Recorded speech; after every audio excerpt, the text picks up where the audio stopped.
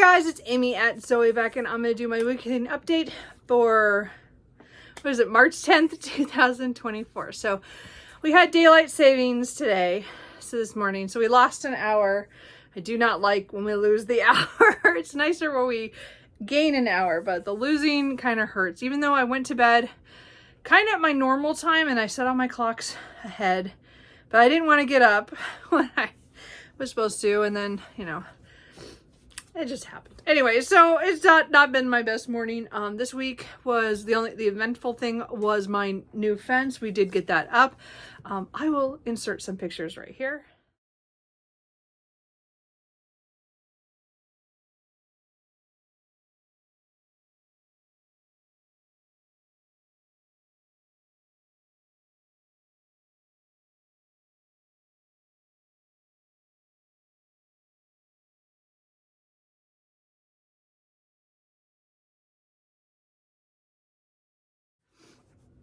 Anyway, so again, it looks really nice. I'm really pleased with the way we got gates on the fences, and we got privacy back from the cemetery behind us. Anyway, the point is that it looks really good.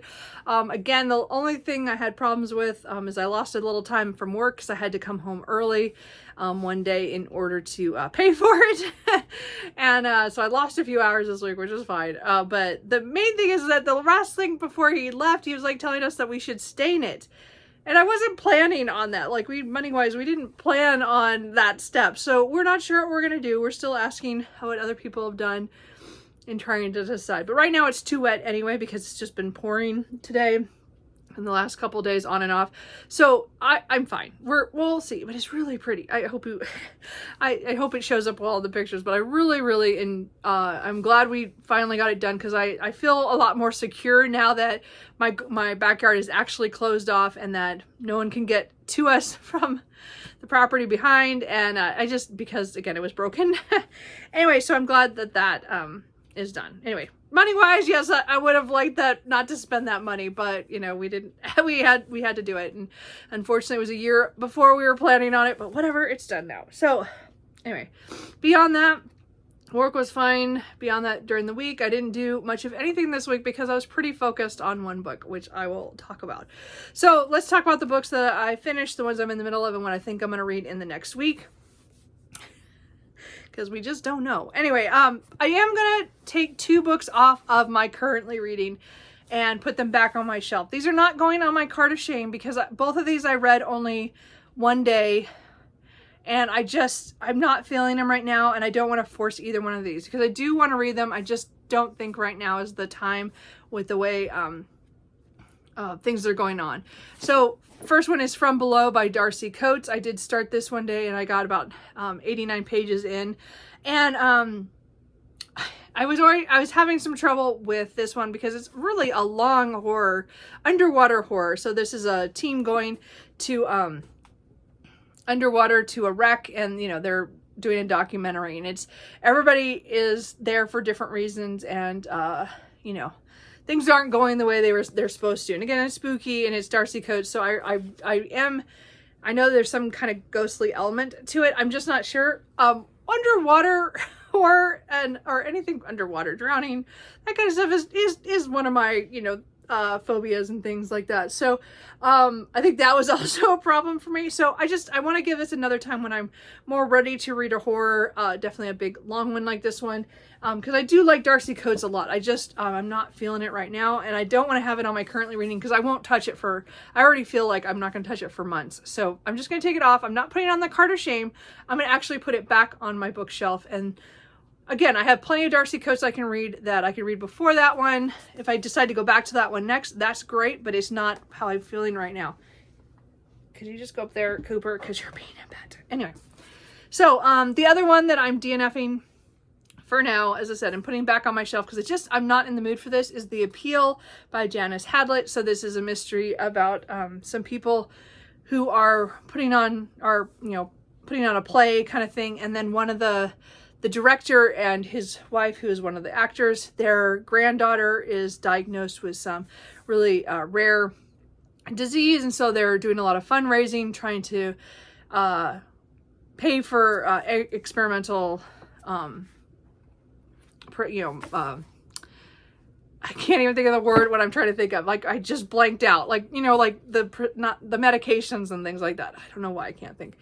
Anyway, point is that I read 60 pages one day, and then I have not picked it up since. I picked it up on the 1st of March before I went to bed, and then I have not wanted to pick up since. Now, again, I have really focused on my March of the Mammoths book, which I will talk about in a couple minutes. But the appeal, it was one of the one of the March Mystery Madness books that I had chosen, and I did really want to read this, but now that I've read 60 pages of it, I'm not sure how I feel about it, because it is all in emails and text messages and in flyers and like, it's very multimedia, and I just there's good and bad things to it, and I don't know if it's the kind of mystery that I really like anyway, but I don't feel like right now I'm giving it its chance. Like, again, I read it late at night on one night, and then I put it down. So I'm gonna just put this back on my shelf. I'm gonna take out the bookmark. I'm going to just I think that both of those books I just will try at another time. I'm giving them a second chance. I do this a lot. I don't always talk about them, a lot of the books that I do that to on my channel. A lot of times you guys don't know how many books I've tried and just put back on my shelves. I go, it's not the time for that. But most of the books I do that with, at some point I do come back to them and either make a final decision to get rid of them, or I actually read them. So it's just, these two were ones that I did talk about, in the last couple weeks, and I'm not going to get back to them, at least not right now. So those are going back on my shelf. So the first thing that I did finish this week was Secret Life of a Vampire by Carolyn Sparks. This is my buddy read with Burnett Burner's Book of Adventures. We have been reading the Love at Stake series. This is book number 6. So this is a vampire paranormal romance series. These are just fun.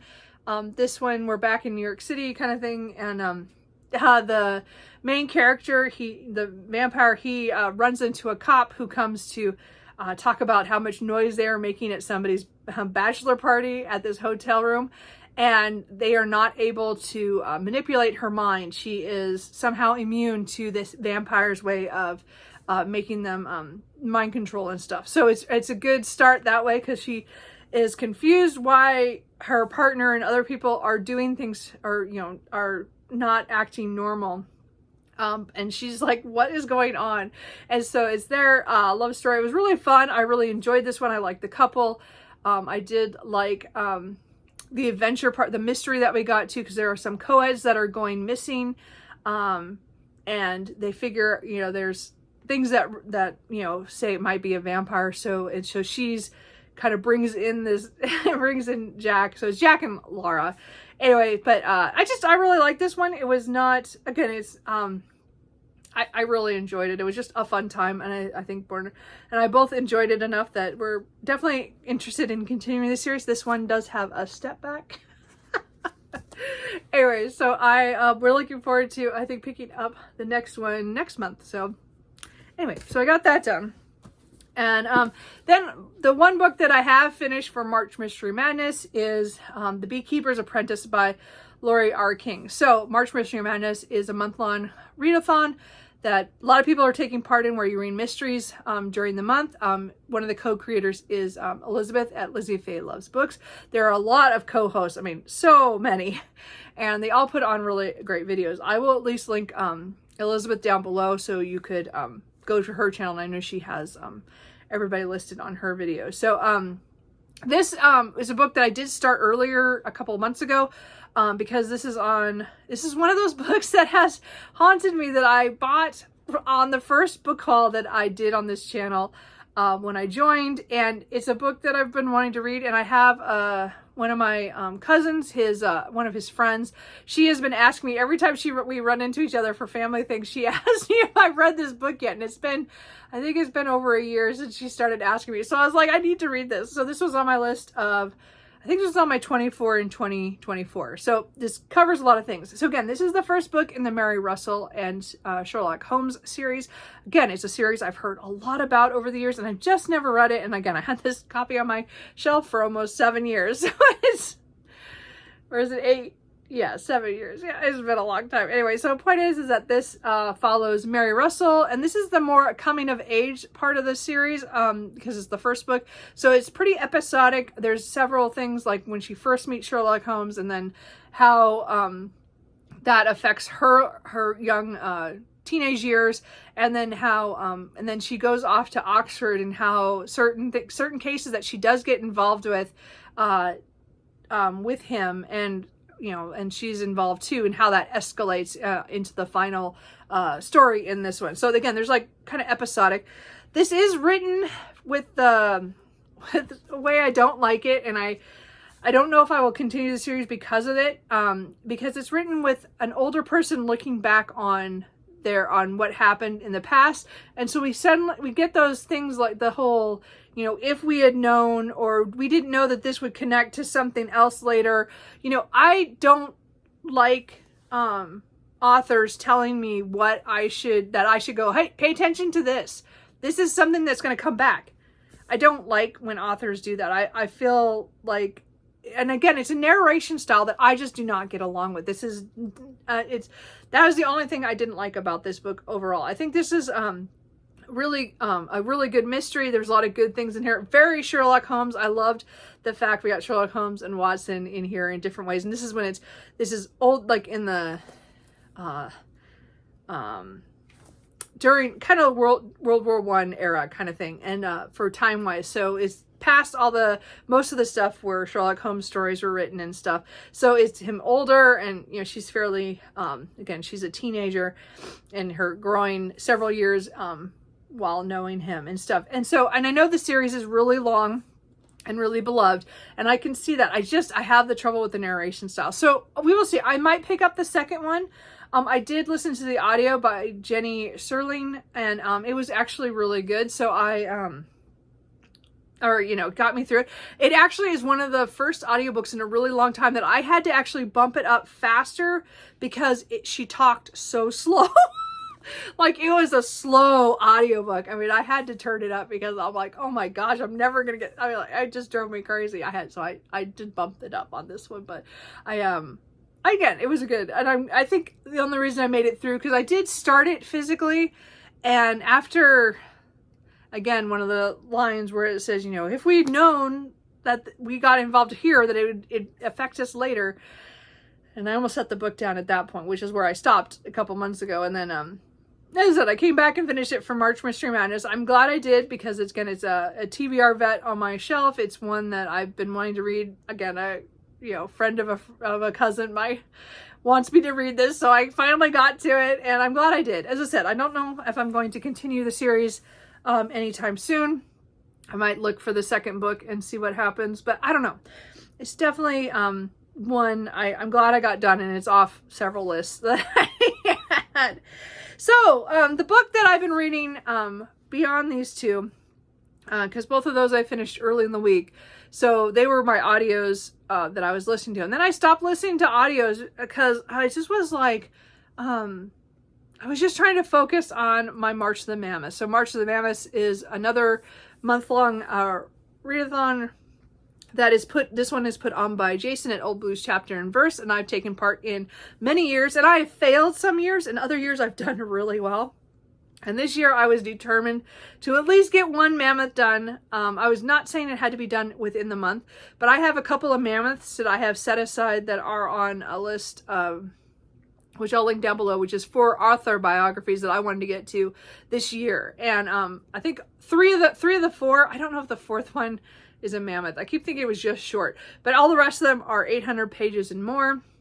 So I wanted to get to at least one of them this month. I was hoping to maybe do the second one too, but I think my brain is kind of fried, so I might have to pick up a different mammoth for later in the month. But the one I've been focusing on that I started on the 1st of March was The Brontes, Wild Genius on the Moors, The Story of a Literary Family by Juliet Barker. So this is a book that I have been plowing through slowly. It feels like this takes a lot of brain energy for me, and it also just is a longer read. And this book is massive. So the text of the Nonfiction is 979 pages, and that's not counting all, the end part past here is all notes. This is past this, yeah, here on is all notes. So there's quite a bit of notes. As you can see, I have made really good progress. I am about 270 pages from the end. This week, I was determined to make a good, to make it through this. I did plan to read this, if not a chapter a day, because there's 28 chapters. So I started out with a chapter a day, and then as soon as I finished my 2 audiobooks, I first finished, as I said, my buddy read, and then I finished the Beekeeper's Apprentice. I decided to take that time that not, to not be listening to audiobooks and try to get this read. So I am not reading this physical book. I tried to read it the first 2 days and my hand hurt so bad. So last week, I think I told you, I got the ebook copy of it, which has been a lifesaver. I don't read as much on my Kindle except for, short novellas and short stories that I can only get on ebook. So I don't read a lot on my Kindle, all the time. It is my least favorite and read, what do you call it? Format. Like, that's just not my thing. But this was so massive and it hurt so much to hold it, especially when I was at the beginning trying to hold this whole chunk. And then, as I said, then I got deeper into it and it's just too heavy. It's a heavy book.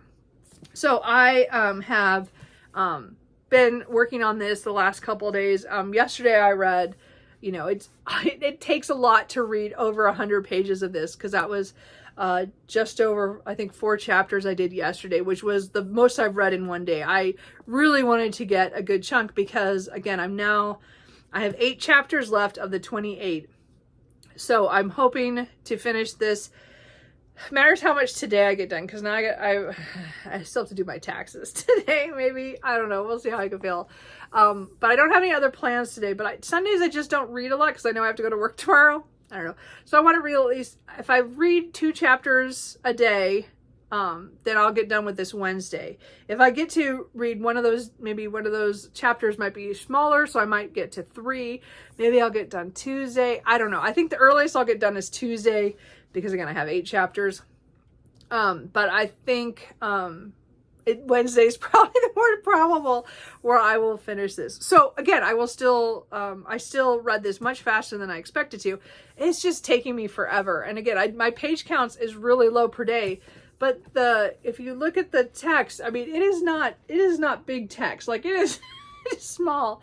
And again, I'm reading on my Kindle, so there's like multiple pages you go through before you get through one page. And actually the number on the Kindle is not anywhere accurate to what this is physically. So I've been going off the pages that are physically in here because, okay, I figured it was 72% yesterday of what I've read so far. But the Kindle says I'm at 50%. So I don't quite understand how that works. Anyway, the point is that I am hoping to finish my Mammoth this week, Tuesday or Wednesday. I'm just not sure which day I'll be, but I will be so excited because, again, this was one of the books I wanted to read for an author biography, because this has to do with Charlotte Branwell, Emily, and Anne Bronte, and their father Patrick are pretty much the main people we follow through this whole thing. And it has been really interesting. There's been good and bad sections. I would say there was this whole couple chapters that were the hardest to get through earlier this week that were about their juvenilia. And I have not read any of their stuff. I mean, again, I've read all the main novels and some poetry of all of them. I haven't read anything from Branwell, but there was a lot in here. I mean, this is a really comprehensive biography. I think if you want to know about the Brontes, this is the one to go with. There is so much information in here, and it is so detailed, going from, year to year, and there's just so much in here. So I, of course, read the really sad chapters last night, and now most of the end part is going to be focused on Charlotte and Patrick. And there's just so much stuff that happened so far. And the more I read, the more I dislike Charlotte. as a person. Not her writing, fine, it's fine. I read all her stuff, I read the stuff, but it's just, anyway. The Juvelia was the hardest part to get through for me, because it's interesting. She tells us a lot about it, but also I feel like we don't understand, I don't know, because I don't know, I feel like I'm still missing stuff on that. I think she does a really good job of explaining parts of it, but we don't see a lot of it. We just get told certain stories. I don't know. I don't know what I wanted. Anyway, point is that so far this has been a great read. It's really hard, really long, a lot of mental processes to get through that. But I'm hoping to get that Mammoth done, hopefully, as I said, by midweek. So I do have a few audiobooks that I'm hoping to get to this week before I possibly go on to another Mammoth. But I think I'm going to take the rest of the week, once I finish the Brontes, to go on to some other books, just to kind of get through some library books and library Libby holds that I want to get through, and then maybe I'll get into another Mammoth next week. So we'll see. We'll see what I feel like. I might go to one, but we'll see. So the first, I have an audiobook from the library called Micro Joys, Finding Hope, Especially When Life Is Not Okay, by Cindy Spiegel. I'm taking part in a writing workshop that's from the last couple months. We meet every Sunday on Zoom, and we have like two or three more Sundays left, and we just talk about journaling and writing and stuff to do with personal stuff, and just different forms of journaling.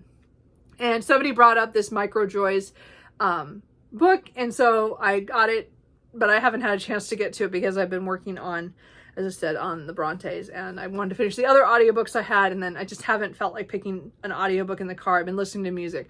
So I'm thinking I will start with this. This is only like a little over 3 hours on audio. So I'm guessing I'm going to read that first.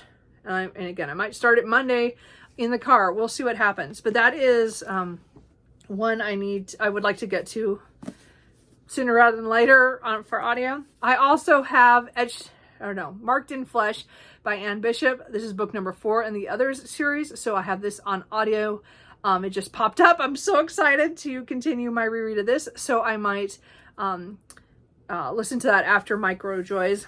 I also have the 5th one as well. So we'll see what happens. Anyway, so this one, again, is book 4. So the Others is an alternate history, urban fantasy following a world where much of the Northern America is run by the Others, who are elementals and shapeshifters and vampires, and they only allow humans in certain areas, and in those areas the humans are watched over by some of the others who watch to see what they're doing and stuff, and they as long as they produce products for them, then everything is okay. But if the humans start to react in the wrong way, then sometimes their civilizations disappear.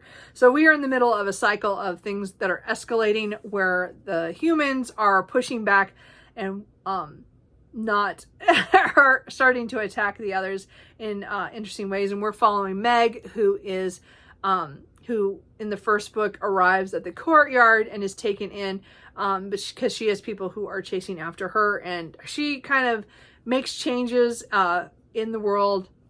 And we're kind of seeing the after effects of her joining the courtyard and what that means, that to the rest of the country. I love these books. I probably didn't explain that very well. Today's just not a day for that. I really enjoy again, these books. I've reread them many times. I'm just doing them by audio this time around, just for the difference. They are done by Alexandra Harris. So I have, as I said, I have book 4 out on Libby, and book 5. So we'll see how much. I would probably get through at least one as a reread. And then I might also listen to Indexing by Shauna McGuire, which is an urban fantasy. I don't know anything about it. But it's one that I picked up at the library physically, and then was able to get the audiobook, I think really cheap on Audible. So we'll see. I might read that. So I don't know anything about that, but I'll know more about that later. And then the only one I might pick up physically for sure after I finish the Brontes, because then I won't have to be reading that Kindle, is a library book, and that is Emily Wilde's Map of the Other Lands, book 2 in the Emily Wilde series by Heather Fawcett. So again, I read Emily Wilde's Encyclopedia of Fairies last year, and I enjoyed it overall. So I want to continue and see what happens in this one. So I have this from the library. So I need to read this next week in order to get it back. But that's the only thing I know of I would like to focus on. There's so many books I want to read. I do have more March Mystery Madness books that I'd like to slip in, but I want to get through the library books, this library book for sure, before I do that. So we'll see. I don't know what I'm going to read. As I said, it really depends on my mood. I think really as I said, my main goal is to finish my Mammoth, the Brontes, and we will see what happens after this, because again, I have a couple other Mammoths that I could pick up that I want to get to, but I just don't know if I'm going to be able to pick up another big book after this. I really want to though, but we'll see what happens. I might just take, a week and then get another one. Cause again, I have time. I mean, I'm early in the month, so I have time to read another Mammoth, maybe not another biography. I'm not sure. Well, I think I'm going to go fantasy, and maybe finish The Way of Kings, but we will see what happens. So, that's kind of it. The other thing I guess I should mention is that I did back, the Brandon Sanderson, backer kit or whatever his version of, I don't know, they're doing another, they're doing the leather bound, books. Like, I guess it's, Words of Radiance. They're doing the 2 books for that. And then he also announced that he had a secret project number 5. So, I backed it, and, but it led me down this rabbit hole of allowing myself to buy the really pretty editions of the other books of his that are out in the leather bound. So they are on their way to me. I bought the whole set. So I spent money I should not have. But I'm going to count this as kind of my Christmas and birthday present to myself kind of thing. My birthday's not till May, but I didn't spend some of my Christmas money. And I think I'm just going to roll that into this because I spent a lot of money. So those are coming this week. So, yeah, I did not need them. I own all of them physically in other versions, but they're just so pretty. And I've always wanted them after seeing everybody else have them on their shelves. And I just never I never, wanted to pay that much for them. And this time I obviously was just trigger happy and I bought them. So those are coming. Yeah, that was not good money spent, but they will look really pretty for a collection on my shelf. I've already decided one of my shelves out front, that I'll get to look at every day. Well, that's where they'll be so I can see them. So anyway, I just threw that at the end, but yeah, I spent money and those are coming to me. And then I did back the, backer kit or whatever so that I will get the next one. And also the secret project. So anyway, anyway, that's how that goes. Anyway, so that's it. How's your guys' week? How are you doing? Are you participating in March Mystery Madness or March of the Mammoths? How is your reading going? As I said, mine was kind of, it's going in weird directions, although I've really focused on this Mammoth. And I don't regret that because it's been really good, but I am ready for this book to be done. Like, I have been reading the same book for, over a week, and I'm not used to that anymore. I think I do mostly read books faster than that, but this one just reads so slow. And it is 979 pages, but it takes me a lot to read over 100 pages in this book compared to any other book that you read 100 pages. Is not that, it's like, twice as long. I don't know. It's a long time. It's just taking a long time. So anyway, hopefully we'll get through that. So that's it. I will, hope you guys have a great week, and me and Cooper will see you guys later. Bye.